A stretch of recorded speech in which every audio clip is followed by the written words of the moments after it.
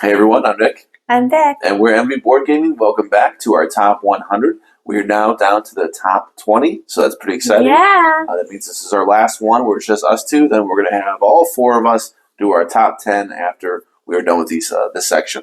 So we are going to get started here at number 20. And number 20 for me was previously 42, I believe, and this is Yokohama, previously mentioned by Vic. Hard to believe it was at 42, but it's been about 2 years since our last top 100, so I guess some things have changed. We have played it online, which helps streamline the gameplay. It is Yokohama is a game that looks very difficult to learn, and it actually isn't. We learned it on the fly at a board game cafe, and it was fairly simple, but it just doesn't look that way. The way that the board is essentially looks like a bunch of modules stuck together, kind of like Crystal Palace or. But the actions aren't that complex. The movement is tricky. You know, the way you can move through those different places, and timing is a big part of this game. Timing when you can do different things and what you need to do before you can do other things. Yokohama is a game I really enjoyed. My number 20. Nice. Number 20 for me is a game you've mentioned previously. This is a game that's new to my list, I believe, and it is Anno 1800. Nice. I love the way that you play it, where you don't have to build out everything, but you can build out everything, but you're not going to, because you're going to end up relying on somebody else to fulfill things that you ultimately will need at some point, and then you make that choice of what are you going to work on, and I just love the strategy each time, and it's a lot of fun. Very nice. Moving on to number 19. Number 19 is Rajas of the Ganges. This was previously 43, so right there with Yokohama previously, and now they're still linked together. Rajas, dice placement, it sunk for me the first time we played in Arizona. When we played at a board game cafe in Arizona, this is back-to-back games, a board game cafe introduced us to it. I was raving about it right then. I loved it. There's something about dice placement in this game, the actions that you can do. I like worker placement, and this just does it really well. You have a bunch of options. I believe we have the goodies box number 2, which was really good for the expansion. There's at least 3 goodie boxes, I believe, and I think the second one was the strongest. That's the one I picked up. So it added more to it, and yeah, there's tile placement as well on your own board. And the board, it looks another one that looks kind of complex when you look at the board because there's a lot going on that board. It really isn't that complex at all. I don't feel like it's complex at all. I felt like I could teach it to most people. It's interesting because you're going 2 ways for the scoring track. Yeah, that's one of those games too. Yep, where you meet up those scores. Yep. It's tough. I don't win ever. All right, number 19 is Viticulture with the Tuscany expansion. Otherwise, no. So I like the theme of it. I like the different strategies that you can employ in this game because there's so many different cards to look at and choices as to how you're going to play it. You know, you're not always going to do the same thing once again, so that's always going to be good for variety. And I think, although I don't win this game, hardly ever, I just want the experience. This one, this is the first one I believe that was previously on the top 10 of any of us. This is maybe the first one that you've mentioned. No, Paladins, I believe, was on your top 10 previously. So that was actually the first official game that was previously top 10, and now has been already mentioned. But then you got this one too. This was your number 10 last year. I remember because it was my number 10. Yeah, I just can't. I had to move it back a little bit when I thought about games because I don't win. You don't win? I don't win. That's why. So. All right. I thought it would at least stay par with the co-op, but I guess not. It drops a little bit because no Winnie. All right, number 18 has also went up. So far, back to back for me that have improved. This was previously 27, now it's at 18, and it is Mansions of Madness. I just crave to play the game. There's different scenarios. We have a lot of stuff for this. We even have a nice insert for it. It's one of those games it's such a chore to come out, though, because you need a lot of time in your day, and you need to invest in that time. So it's one, it might be ticking up a bit for that favor of me wanting to play at this moment in time. I know how to get that feeling when it's like, oh man, this is rising because there's a desire to play it right now. and it could settle back down. I don't know how this is going to move, but I always feel like I want to play Mansions of Madness. It's just that how much time do we have? Not that much time. Okay, we can't play Mansions. Yeah. So, great cooperative game. I mentioned it before. Obviously, last time at 27. I haven't seen it on yours. I don't think. I could be wrong, but I really do love Mansions of Madness whenever we get a chance to play it. Yeah, that's a good one. 18 is a game that's newer to us. Well, not the newest, because there's always something new over here going down in the Smith house. But I like Tekkenu as number 18. Obelisk of the Sun. I love the obelisk in the, even though you ditch it. It's easier just to get rid of it, because then you could see. When we had that expansion, that really helped clean things up a bit more. Yeah. Although I don't play with that part too much, I like the game so much. I like the way that it's organized into the sections. I'm able to teach it pretty well, I think. And I like the different use of the dice depending on if they're going to be forbidden or they're going to be accessible to you. It's really a tight game, so I like Tekkenu. Is that your number one T game? I think so. I think you named all the other ones. Yeah. All right, number 17. Moving on to number 17 is my favorite T game, and that is Tekkenu. Obelisk of the Sun. What? Yeah, it's my favorite T game as well. Yeah. Everything Vic said. At first, I didn't know how much I liked it because of that movement of dice. I hated it. But yes, it did clean that up a little bit. You don't have to memorize it now. You can actually just look at the board and it shows. And I could be wrong. It could have been just the other side of that original board that did have it. Yeah, I don't remember. Yeah. But it does clean it up when you have those printed on your actual board when you're spinning. Another dice placement game. So back-to-back dice placement games there, Tekkenu. Not previously on the list because it is newer to us. Yeah. Tekkenu. Number 17 is a game you've mentioned already. It's Maracaibo. Nice. Yeah. We still have a bit more to play of that one. If we're going to do campaign, If we do the campaign, continue it. But it's just great. A great decision to make. How are you going to spend the cards? Are you going to expend it for the symbols that they have? Are you going to put down a person on that you're going to visit each time you go along and stop at that spot? Or are you going to... what are you going to do? You're going to play it for an ability or something? Yeah, I like all the different choices you get with cards. And the race of it. Yeah. Cool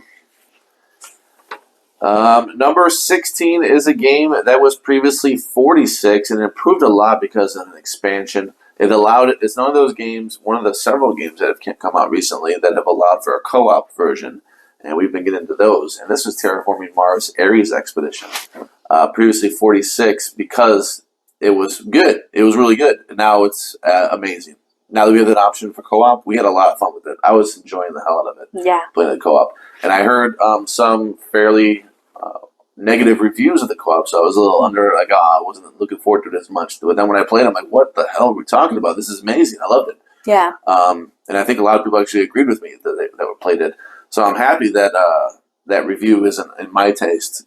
My taste was that I really had a great time with that co-op, so it climbed because of it, strictly because of it. Number 16, you've said it before, and if you followed our channel, it's one of our early videos, one of the first we did. It was exciting because it was such a nice production when we got it. Vindication. Yeah, nice. It's Vindication. It really is. Haven't really got into a lot of the modules when we play. It seems like such a shame because I can be hyper-focused on some of the tried and true stuff.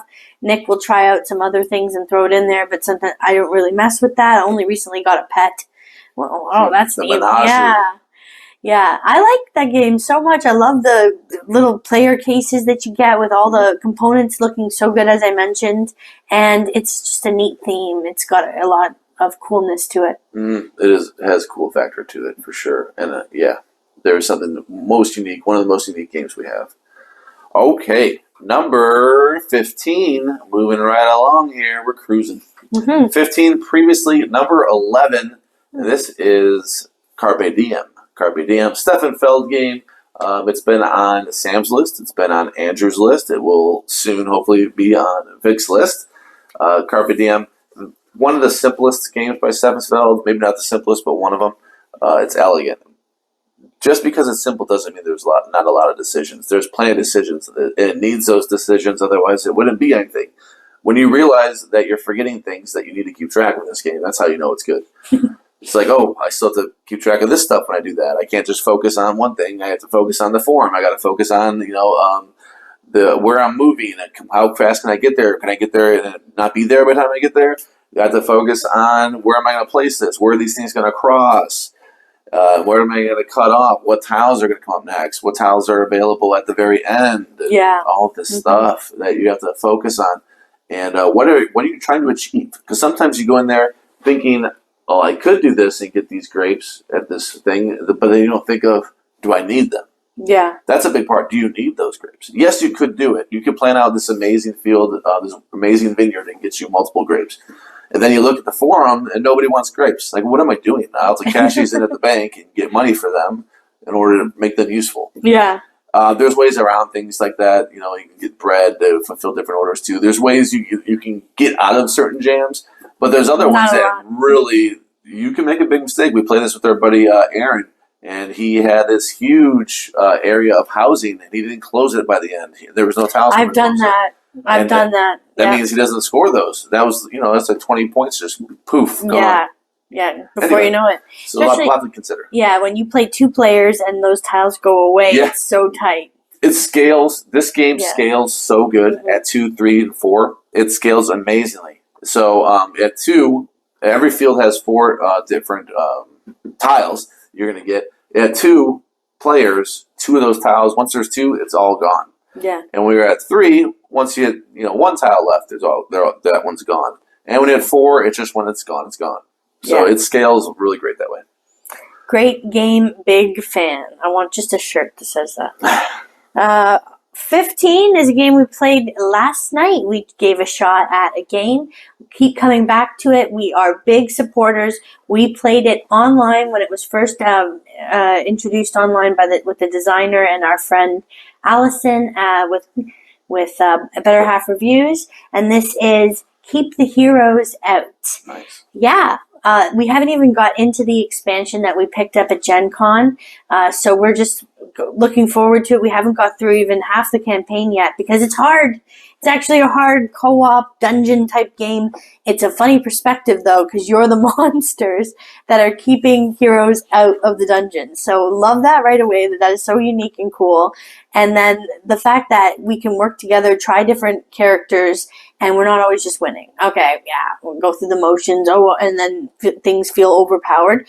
Nothing really feels overpowered, especially when you're in the second wave and we're doing the family level. Like, we tried challenging just for fun because I was like, oh, this bullfrog thing doesn't seem so hard. The frogs are going to hit us for 1. Ooh, big deal. I said, yeah, Nick, let's do challenging. No. We didn't even get through 1 wave. Yeah, it can be rough if you don't draw the right cards, if you don't have the right people matched up for that scenario. It got a little better once I changed my player. For me, it got a lot better, actually.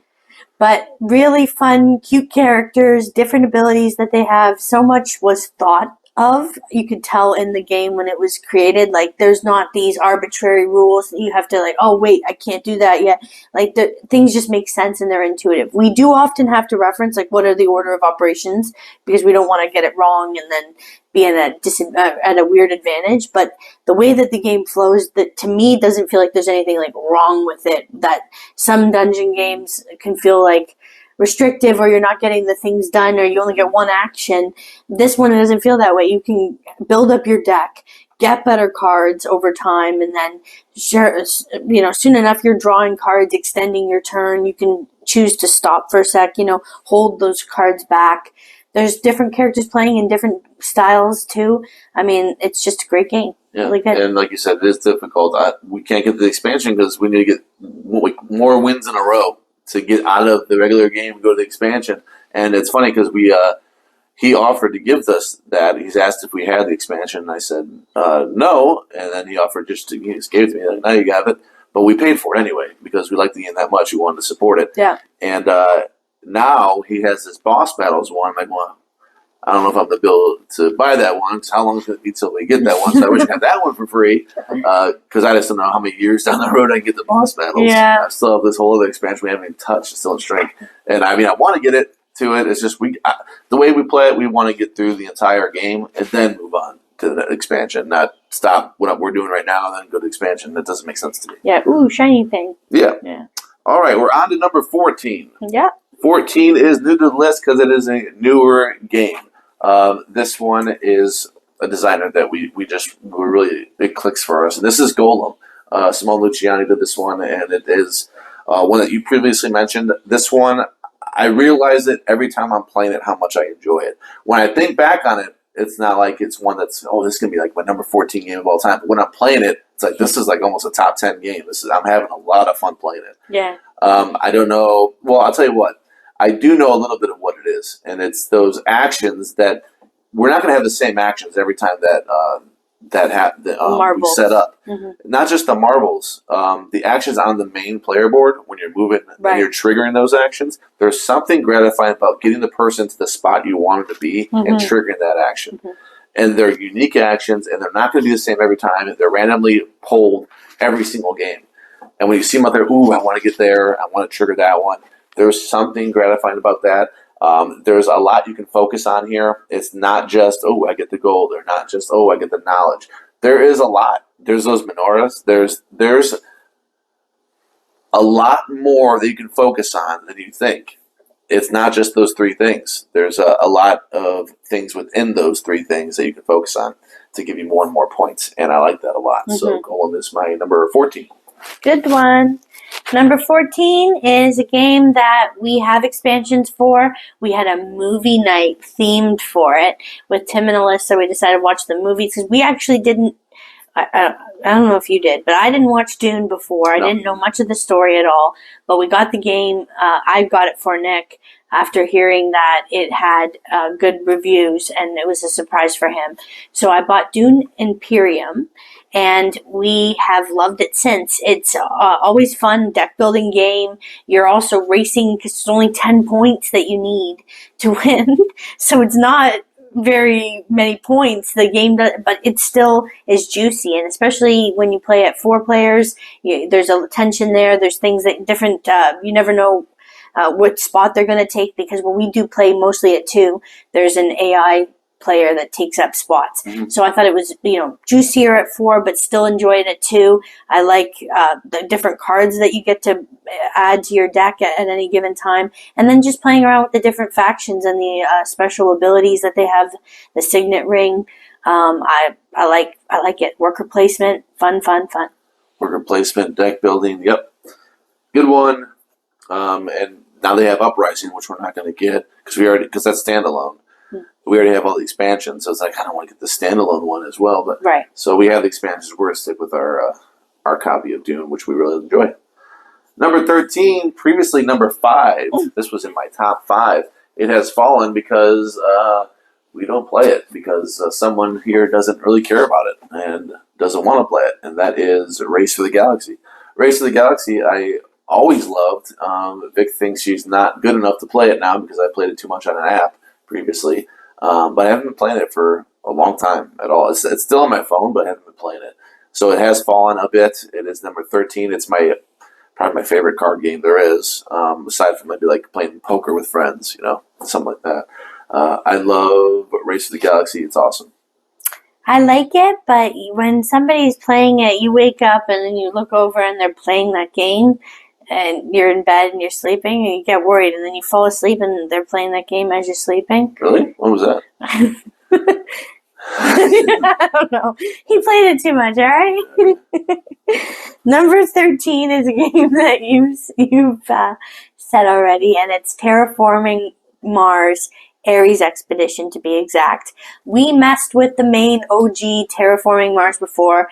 That was fun, that was cool, but there was take-thatty things that were quite mean at times, and the game was random. And Nick pointed it out, like, you never know what card you're going to get. It doesn't, evolve with you like the way Underwater Cities does. You're getting cards right at the beginning that you're like, this would be awesome for the end, or vice versa. So with Terraforming Mars, the Ares Expedition, it just seemed like streamlined version of that game, and then the co-op part is just awesome. So, yeah, really like it. Nice.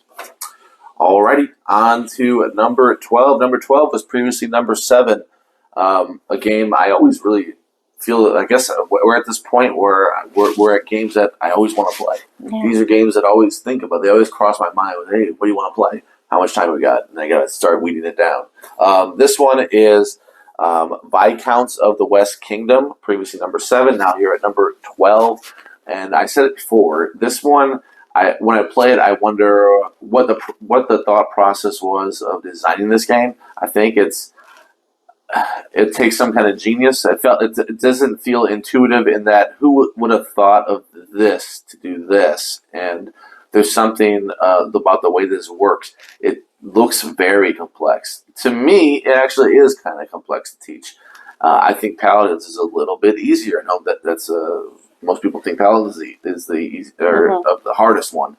I don't think so. I think it's Viscounts, and it might just be the way that the actions are working. They do not feel like, oh, you know this game? Well, you'll know Viscounts. Well, now I got to explain everything from scratch, I feel like. And whereas Paladins, I can say, if you know this game, you know, I can pretty much teach you this worker placement of this game, because this is all worker placement. And drafting of meeples, we know these things. Viscounts is something else. It's something that I think is a thing I've never seen before. It feels unique, new, fresh, and I love it. It is my number 12.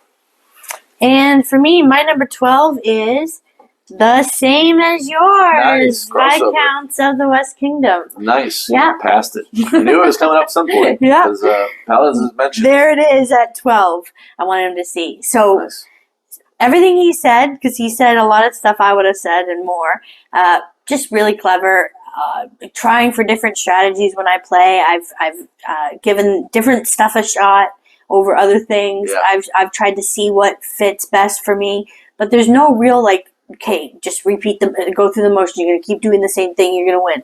No, I've seen you get into the Bible using the inkwell to do the manuscript action.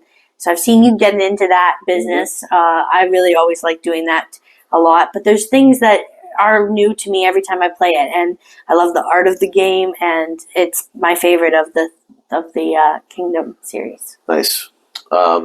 Yeah, I agree with you. I do find myself delving more into. I see the focus, and I think that's probably what you got to do. Focus a little bit more on one thing than you do the others. I do the buildings a lot too. Yeah. It's gratifying to have the bigger buildings out there to give you more points as a multiplier. Yeah. All right, that was our number 12 crossover.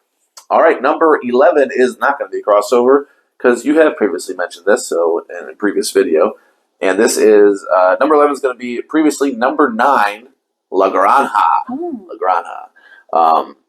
Boy, this is maybe one of the most underrated games I can think of. I love multi-use cards. I'm a sucker for it. If I have to make a nice decision every single time I play a card, and all the cards I want to use for other things, it forces my brain to think, and I like that. I like being engaged in the game. This game keeps you engaged. Every single card you get, you're looking all over that card in 4 different spots. What's the best for me? What's the best for me? What's the best for me? And I never get bored. Even when it's not my turn, I have so much to look at and think about. It's one that would be especially great when everyone at the table knows it, because then everyone's focused on their plans, and it can boom, and once it comes to you, boom, I'm ready for this. And you don't have to keep watching over people, having questions, because you have this own thing, this own puzzle to solve. Yeah. And, multi-use cards, and it does it maybe better than any other game I have. It's right up there. So, yeah, like that game a lot. 11 for me is an economic game. Your grandparents got it for us, but I think you told them to. I don't think that they found it on the shelves or anything. It's Clans of Caledonia. Really love the game, love the economics of the game. I think it's always so fun to drive up the cost of something and then get stuck having to pay like $15 for a piece of bread when you really need it because you screwed around with the prices. But just so tight, start off, like as Nick said when he previously mentioned and talked about this game, start off, you're getting paid to take a contract. Cool. Then you're getting it for free. Then you're paying for it. You're like, oh, what? I only had $50 if you get $50. And that's when I'm playing a character that gets a lot of money. I love it when I'm money bags in that game because you need that dough. so bad. Keep you playing. Yeah, it keeps going, but it doesn't mean you're going to win necessarily, because all the different clans, I feel like there's nothing that, oh, you're playing that person, okay, now you're really going to have an advantage. It doesn't really feel that way, and I like the creativity of each clan, of the way they've used the map, and some of them have different features that they can use to have access to things through water hexes, or you've got the channels, the lock people that it's very neat. And then when you look at the actual mountains on the map, or the field area, you have to consider that, of like even your starting area, how you're going to branch out. There's a lot of thinking that goes on in it, and I don't think it gets talked about a lot, but I do love Clans of Caledonia. It used to get talked about a lot when it first came out. It was hyped pretty well. So right now he has a new game out on Kickstarter called Millennia that I backed to support him for what he has done for that game. It was so good. Yeah. And he has an expansion coming too, which I'll get eventually. Hopefully it's in stock when it comes to retail. Yeah. So there we go. That's it. All right, so we're going to be counting down our final top 10 games. Me, Nick, Andrew, Sam, in our next video. Thank you so much. We hope you enjoyed this one. And if there's anything that we talked about today that you feel you've got something to say, let us know in the comments below, and give a thumbs up if you enjoyed it. We'll see you next time. Yeah, if you got something to say, tell it to Andrew and Sam's videos. Bye.